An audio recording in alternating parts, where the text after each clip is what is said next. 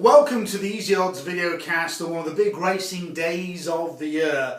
Angus Loughran joins us live in the studio to have a look forward to the Derby. It's the race, of course, every owner wants to win for obvious reasons, not only the prize money, but going forward, of course, the amount of money that a proverbial winner could be worth as far as a stallion is concerned in the future. And we mentioned in the Oaks video cast, Angus, that the weather's going to play a huge part maybe for the Oaks, but maybe even more so for the Derby.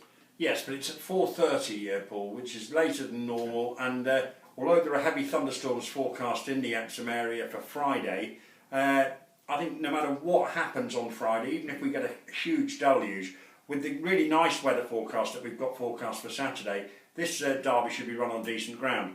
Obviously, if it were to be softer, then number 2 Elm Park would come right into it and would be the horse they've all got to beat, because on soft ground I think this horse would take all the beating. The ground obviously will be significant, but I've got a feeling it's going to be run on perfect ground, and we've got a dozen turning up. It's not the dozen many people thought that we might have early in the season when Aidan O'Brien had 5 of the first 6 in the betting. Remember, the favourites had to be supplemented. Supplemented horses don't have a great record in the race, despite the fact that they've stumped up the money this year, £75,000 for Golden Horns connections, and it's going to be a big day. Let me put this to you, Angus. There are doubts about Golden Horn's stamina, both on the breeding side, although he does relax through his races. Is that a factor that Aidan O'Brien is going to try and expose with his battalion of horses? Well, you said battalion, he's only got 3.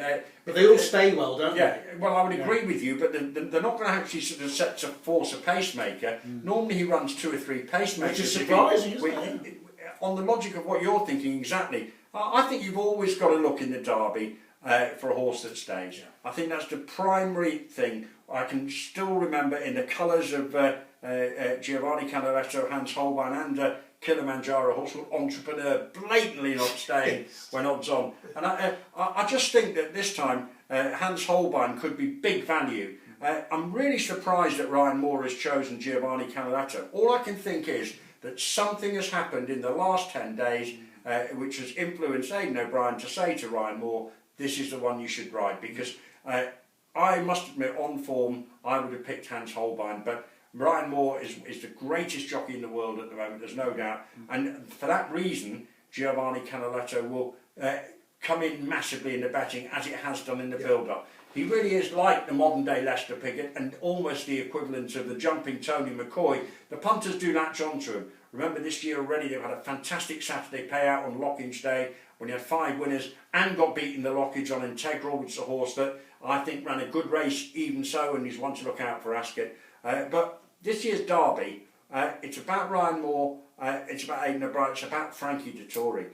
Will it stay? That is the big question. If this horse Golden Horn stays, it wins. The owner didn't think it would stay, but yet he's forked out £75,000 to run it in the race. I had a very good tip for this horse when it won at Newmarket first time out. The people there were all over this horse when it won the Fielden Stakes. They didn't consider the Derby. I wish they'd told me then why not have been on it for the Derby at the time. It wasn't considered the Derby, it was considered a certainty for the Fielden Stakes. It won well at York. If it stays, it wins. But do you want to back a horse at 7 or 4?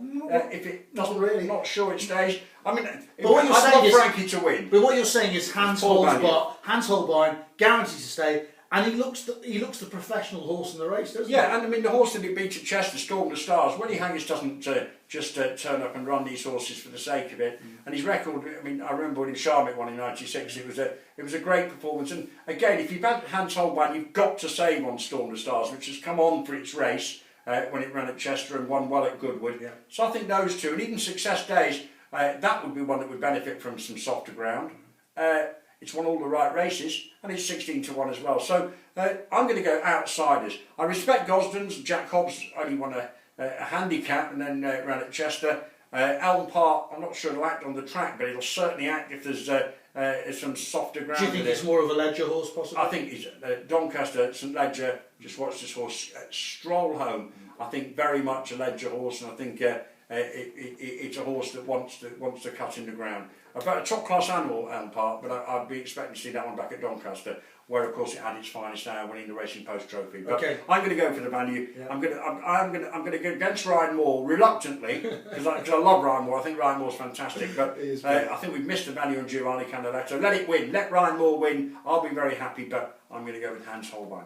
Hans Holbein for Angus. Don't forget, of course, keep your eyes on easyodds.com in the run up to the race, because the markets will move significantly. And if you haven't had a listen and a watch already, have a look at Angus's views on the Oaks, of course, which takes place on the Friday.